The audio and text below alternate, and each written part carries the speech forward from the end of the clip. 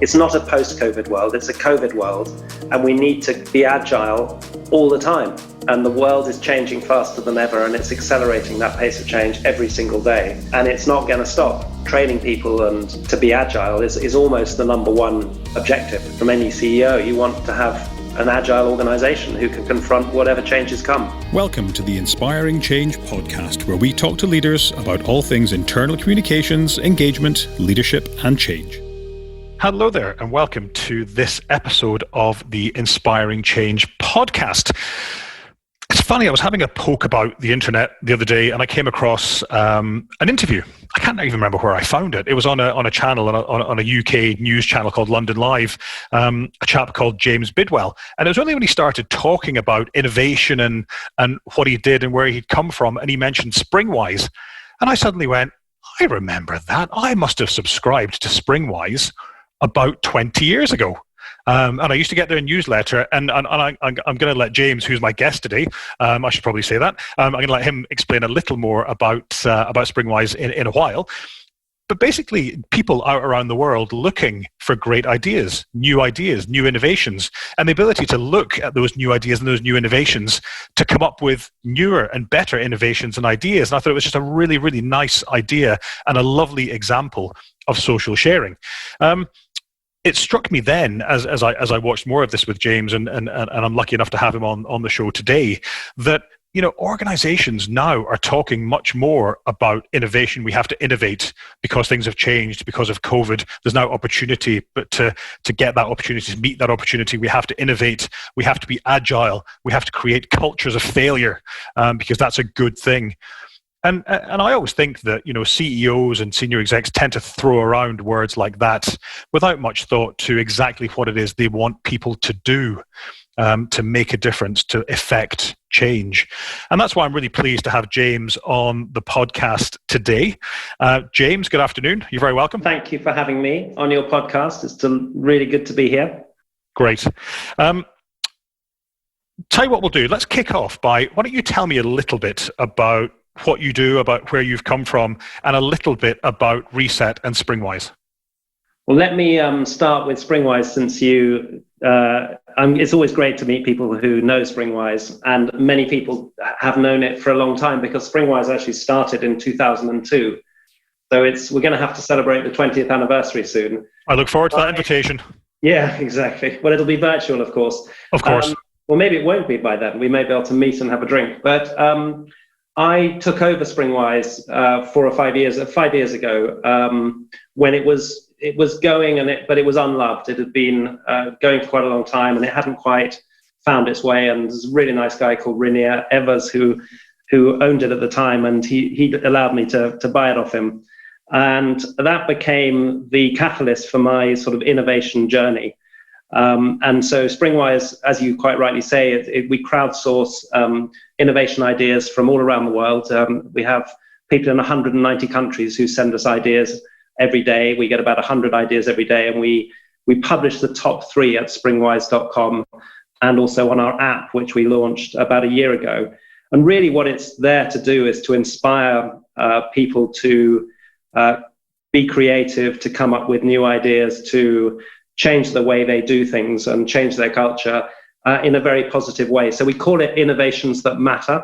So we really care about positive change, and we care about people looking at what startups are doing, looking at what university academics are doing, and looking at the innovations that are emerging, and then thinking about them in the context of maybe their slightly bigger businesses or their government organizations or whatever they're doing, and then using that as a catalyst for change. And Springwise, since I've had it, it's really growing its audience. It's global. It's free.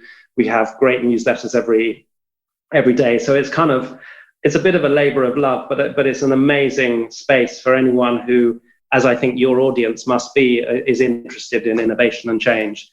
So I spend a little bit of time doing that, and then I spend the rest of my time running a business called Reset.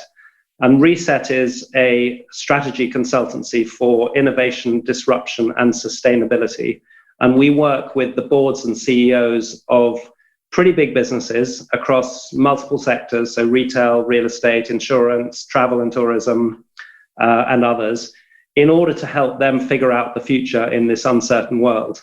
And of course, we're quite fortunate that we came up with the name Reset a few years ago. We're 3 years old now, and we focus on disruption. And Springwise inspires and powers our thinking. We have a really bright group of people, and we just focus on the strategic issues and solving those and helping organizations set up the right strategy for the future. And then, as you know, the change, organizational change and the cultural change that comes with strategic shift. And of course, COVID has accelerated everything really dramatically. And just to complete the introduction, prior to doing all of this stuff that I do now, I was a CEO and CMO, marketing director in big companies. So I was marketing director of Selfridges. I was the CEO of Anthropology, with a fashion business in Europe. I was CEO of VisitLondon, the tourism organization for London, which was great fun because it was around the Olympics in 2012 and the lead up to that. And all of my life, my working life, I've been at sort of inflection points, and I've been an agent of change. So there's always been something going on that's either a launch or that Selfridges was the turnaround. You won't remember, your listeners won't remember how bad it was before we got there in the early 2000s. And of course, it's now one of the most successful department stores in the world. So that's led to me being able to have a different perspective on life now. And luckily, I've got people who seem to think that's a useful to have around the board table. Scott. Great. So it's really interesting because you touched off sustainability there, and I know that you have recently, as an organization, become a B Corp. Tell us a little bit about that. What does that mean? So the B Corp movement is something that was invented in the States, but is now gathering momentum in Europe. And it is really, its purpose is to encourage as many businesses as possible around the world to be a force for good.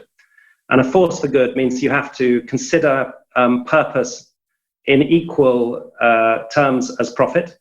You have to consider all stakeholders, and properly consider them at board level, and so staff, consumers, the planet.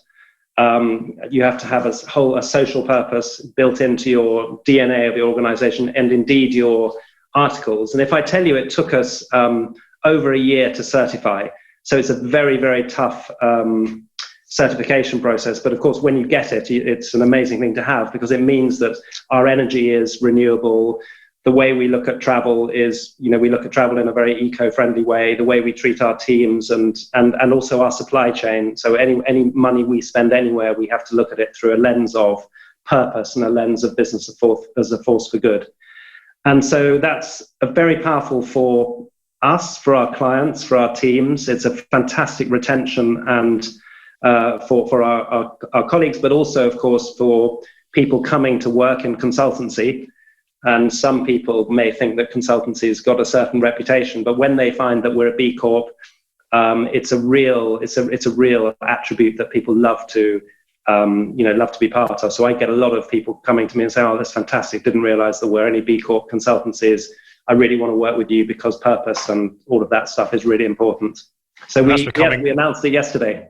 Fabulous. Okay, so it's hot off the press. It is. It's almost, if you get this out today, it might be the first exposure of it. Excellent. We'll be a world leader in the news. And I just think it's really interesting that, as you say there, people see, that feather in your cap, and they see that B Corp above the door, and it makes them, more inclined to want to come to you potentially as an employer. So as well as doing the right thing for people and planet in pursuit of profit, of course, you're making yourself an employer of choice, which in itself is a fantastic thing, and for me aligns very nicely with purpose.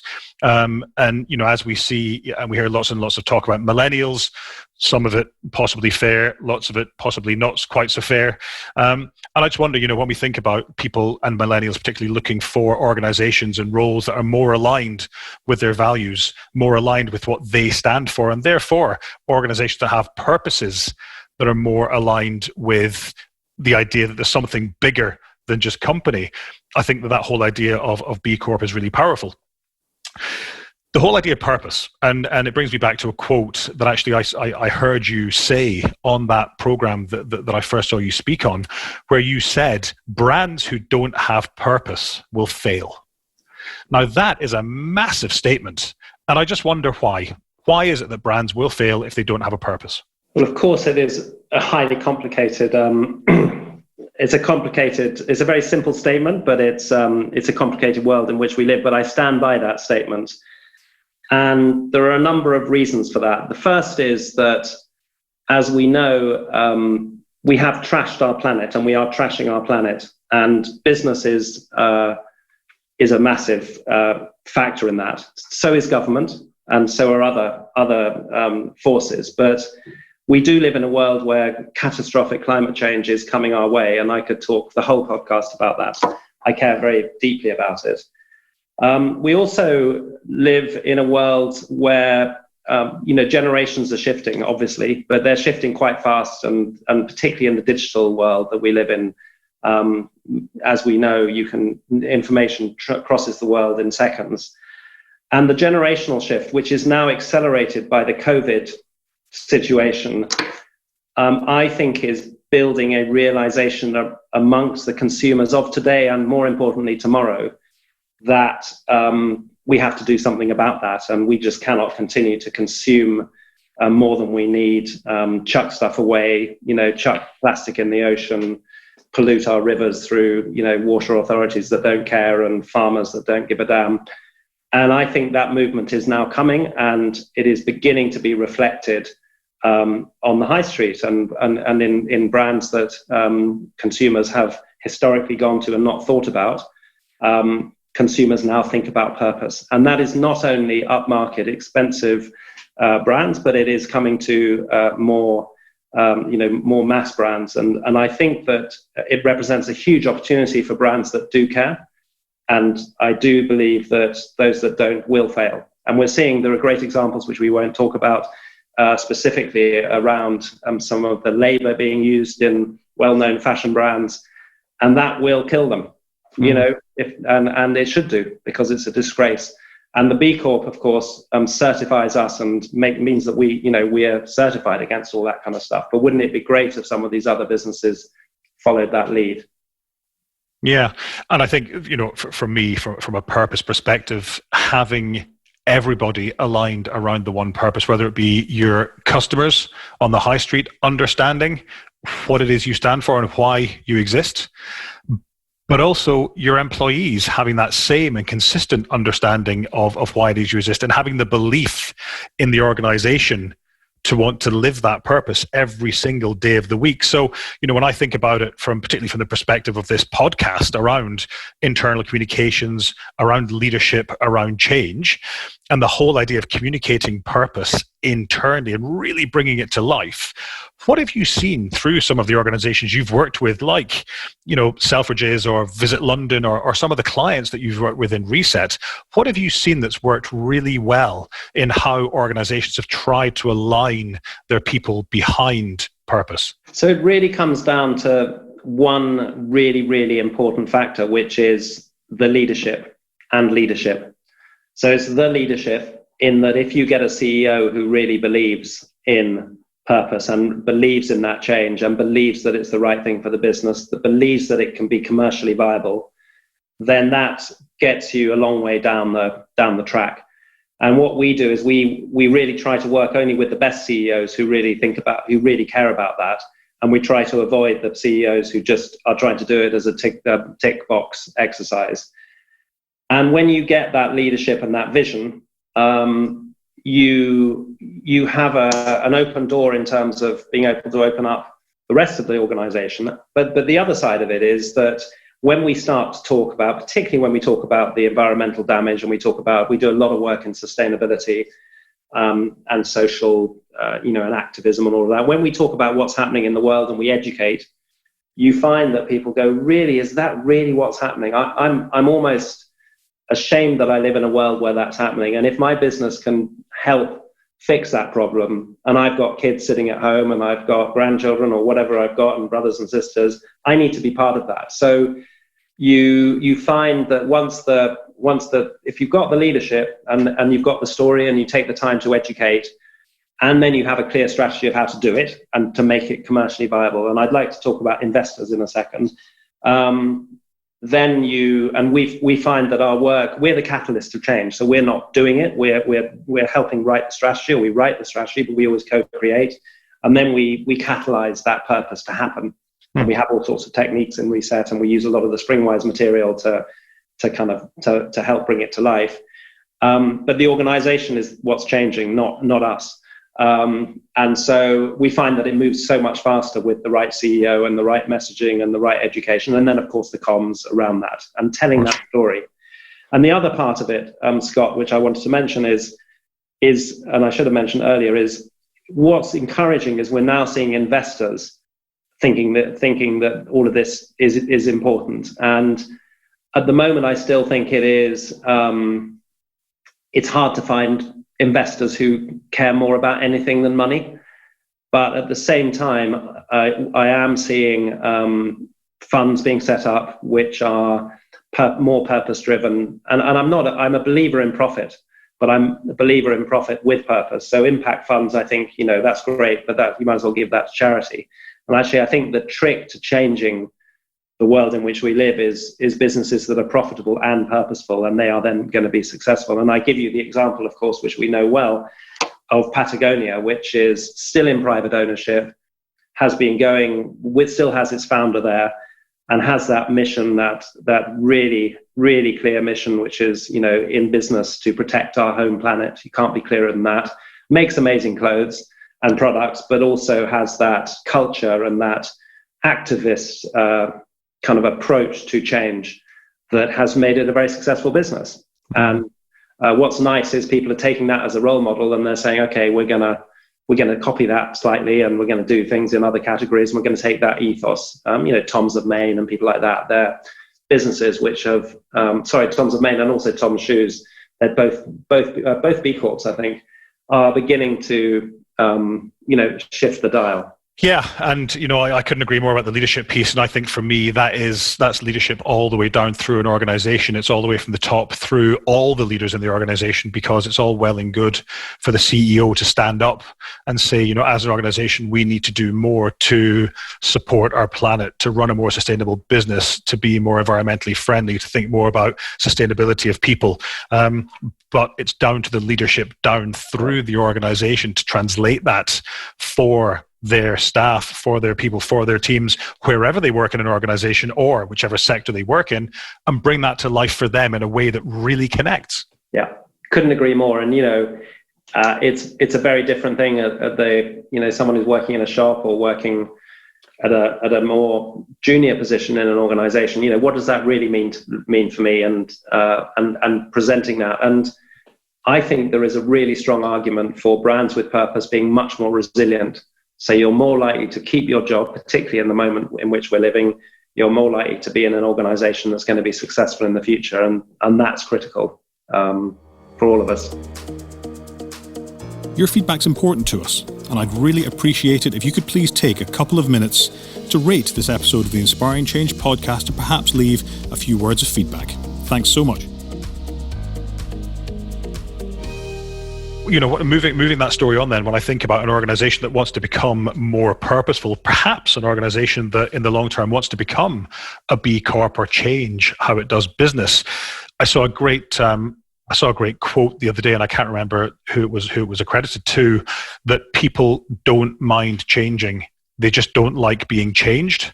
Yeah. And I thought that was really powerful, because in organizations, historically we've tended to just change things.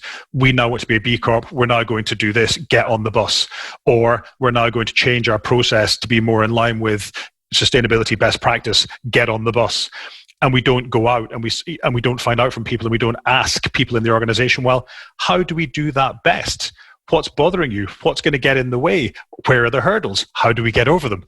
And we don't involve people in that journey. And I wonder, again, from the organizations that you've worked with, what have you seen the organizations are doing to really support their people through change, and what's worked? What does best practice look like? Well, you're preaching to the converted. I mean, and that, interestingly, our B Corp experience was, and it was that actually the teams really wanted to become a B Corp. So it became something that everyone was involved in, and we had a couple of people leading on it, but it wasn't me. I mean, I sort of introduced the idea at the beginning, but it certainly wasn't me who drove it through. And of course you get the most important thing, and this is why we call ourselves as a catalyst at Reset. The most important thing is to give that ownership and give that dreadful word empowerment, but allow the organization to live. And I've got a good friend, I'm sure he won't mind me mentioning him. He runs the Body Shop, and he's one of the great CEOs. We haven't worked with him, so I'm not conflicted, but we'd like to.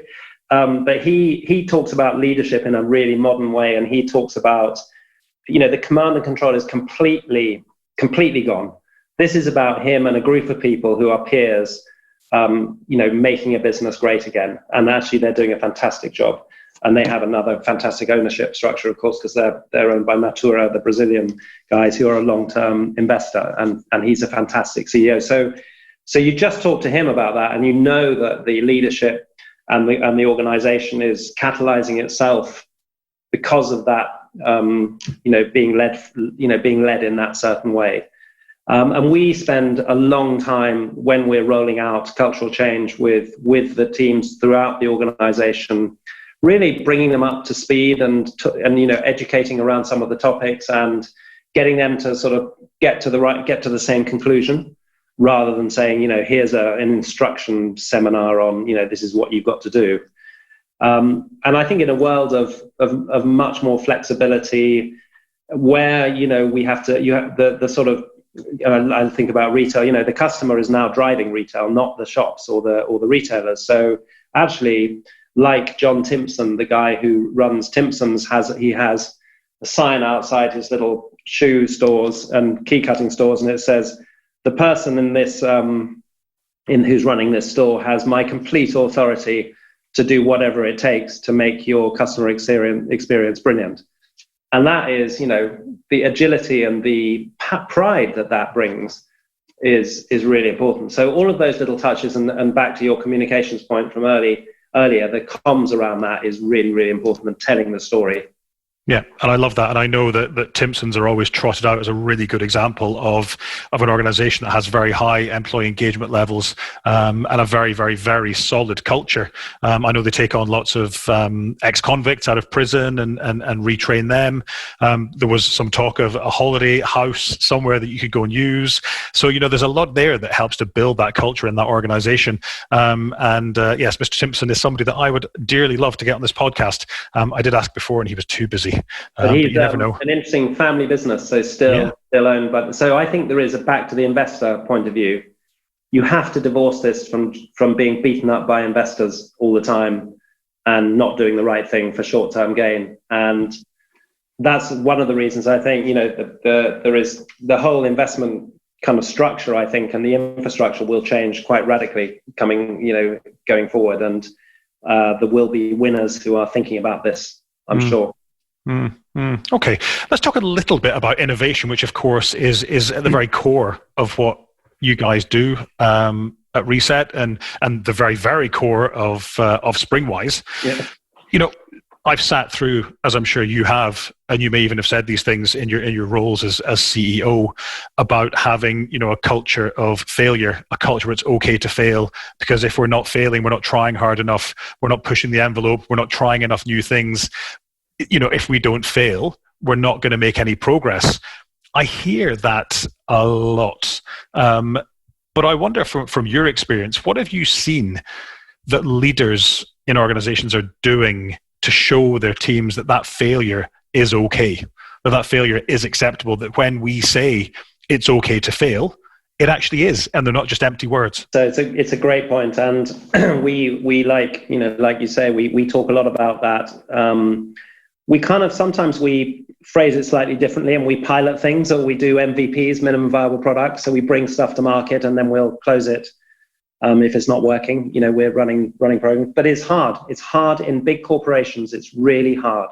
It's really hard, particularly in organizations where people have been there for a long time. They're used to doing the things the same way. And now that things are disrupted, and even in the last 3 or 4 years, things have been disrupting. There have been various business models that are just not fit for the future. And the good news about COVID is that has accelerated some of the demise of some of those, not fit for purpose business models. But the failure, you have to really, where we've seen it work, excuse me, is setting up safe spaces within the organization. So we've set up innovation units where they're encouraged to do this and to pilot several things and fail fast, all of those sorts of things. So that's quite a good way of doing it. But I'm not suggesting you have to invest in 25 businesses and put $1 million, like some of the early incubators did. They were spending a fortune, and as one of my friends says, it's like chucking jelly at the wall and not much of it sticks.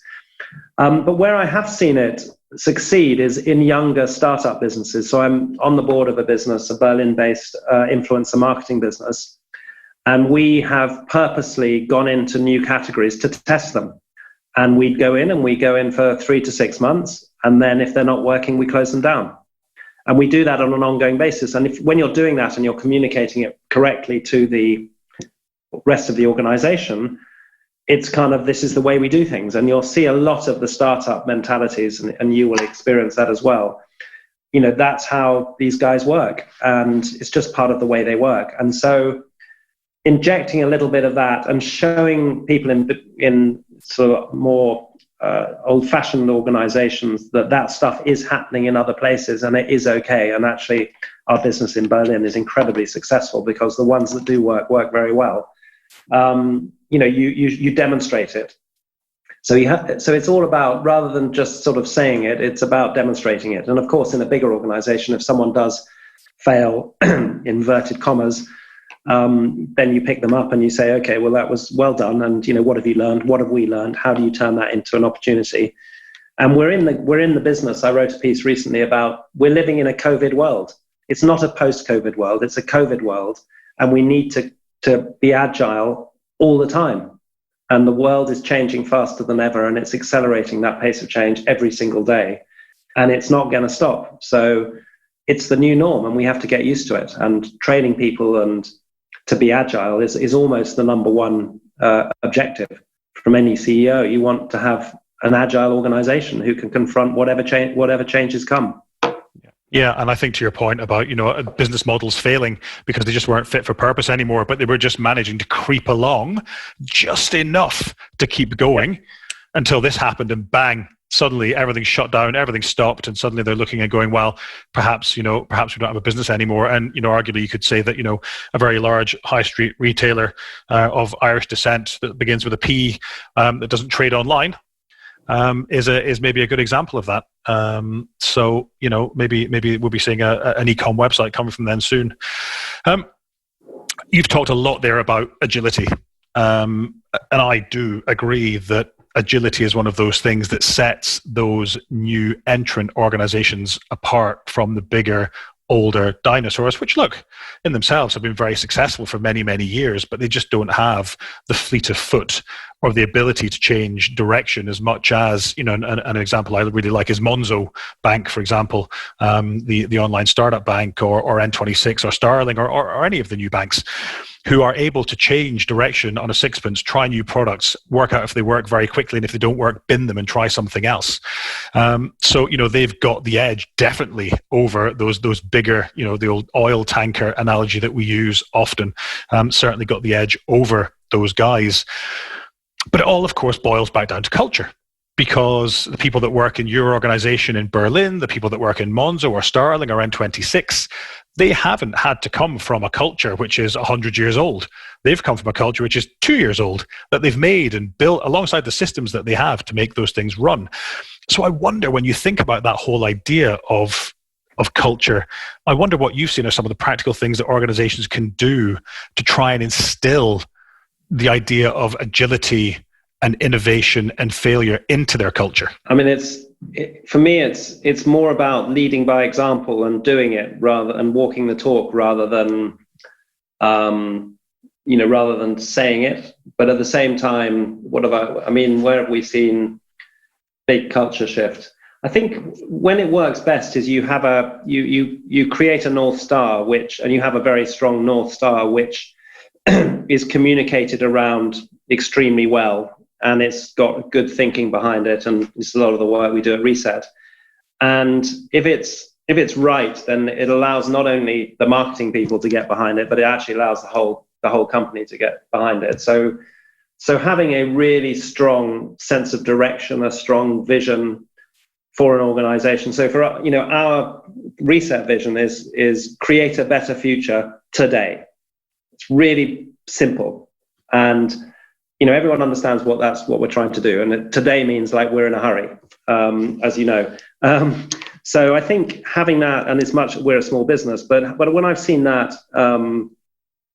like somewhere like L'Occitane is another brand which has got this kind of Provençal ethos through it, and has had it kind of ingrained from its founder Olivier Besson, for always, and they really just know what they're doing even as they become a much bigger business.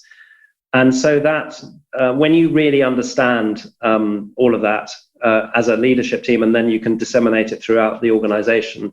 But things as simple as proper induction, and properly telling that story, and making sure that communication is completely right.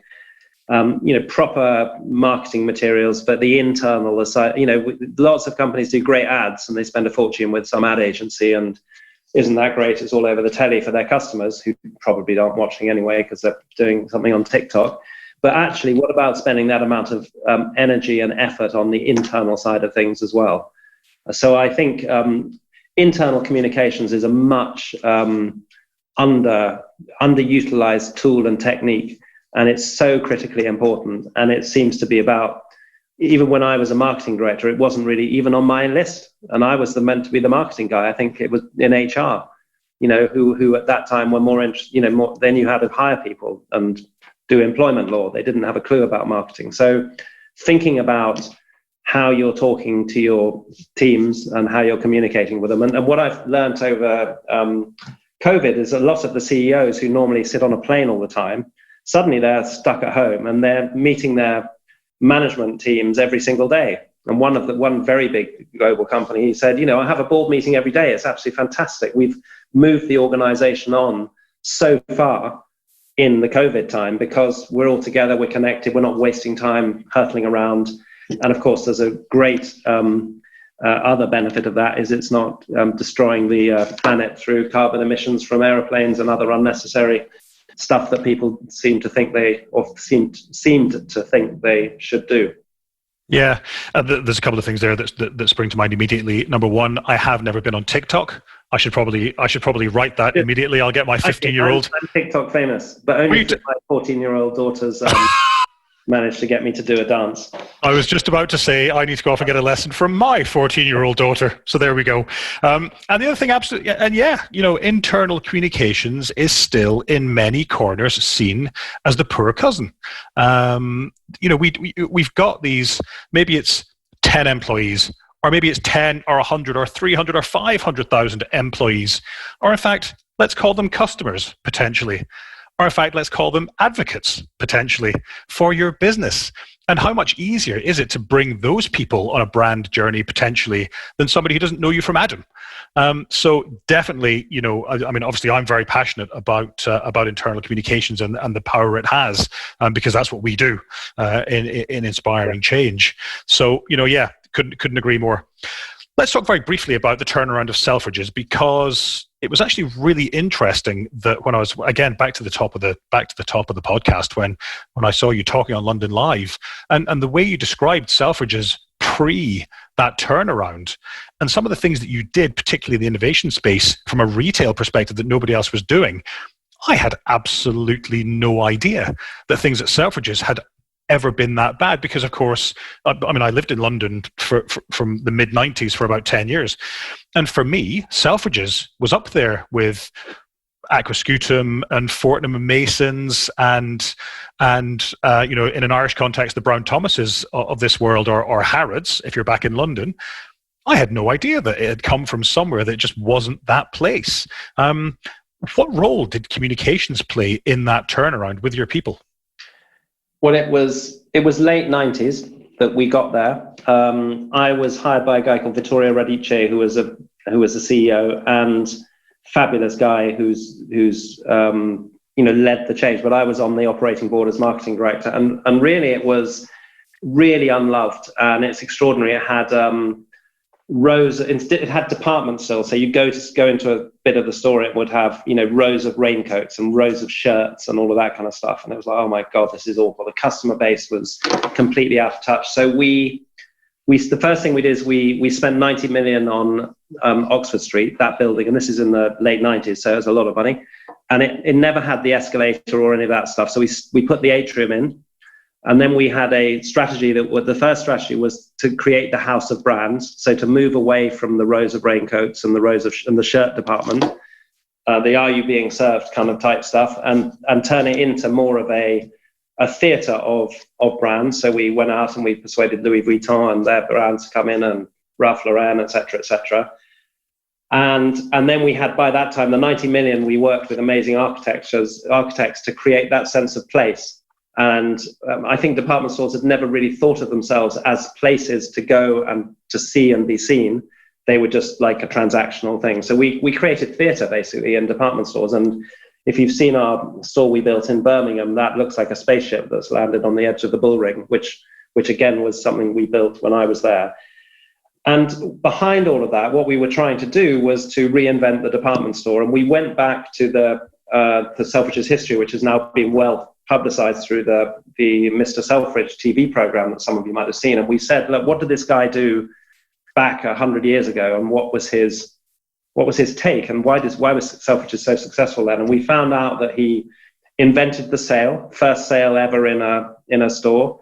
He invented window displays. He hung the Blériot plane in the atrium. So he did all this kind of stuff. He was the showman of his time. Actually, he then went bust, as was also documented in that for other reasons. But he was the great showman. So we said, okay, well, this is in the DNA of this place. We've got this amazing building. We'll just bring that to life in the context of the 21st century, which is what we did. And we did, and I was in charge of all these promotions, so I won't go on, but we did amazing Bollywood events. So we get all the great actors from India and Indian cinema, and they come over and we create sort of parties and theatre, invite Indian designers. So it was sort of at the time that London was becoming really, really international. It was on a roll towards what we then found out was, having the Olympics and all of that kind of stuff. And we captured all of that. We created a lot of relationships with artists and the artistic community, and blew out all our competitors. Became much more successful than Harrods and Harvey Nichols across the road. And we ended up actually selling the business to the Weston family, who also own Brown Thomas, as you know.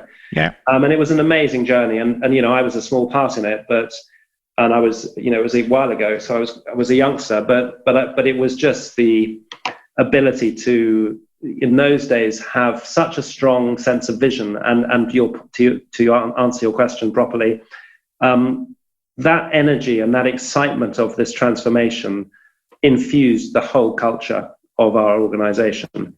But it doesn't mean that some people couldn't go on that journey with us, and there were a lot of people who just couldn't cope with that, and therefore stepped out of the journey. So I think mass cultural change on that scale is tough, and it's hard sometimes, but it doesn't work for everyone. And you've got to have the right open mind to be on a journey like that. And it's got to be okay for it not to be okay to be on that journey. Absolutely. It's got to be okay to say, well, listen, where you're now going, Mr. Bidwell, I'm not very keen on that vision. I don't think that's, an organization that I want to work in, because I don't like Louis Vuitton. I would rather stand among rows of raincoats.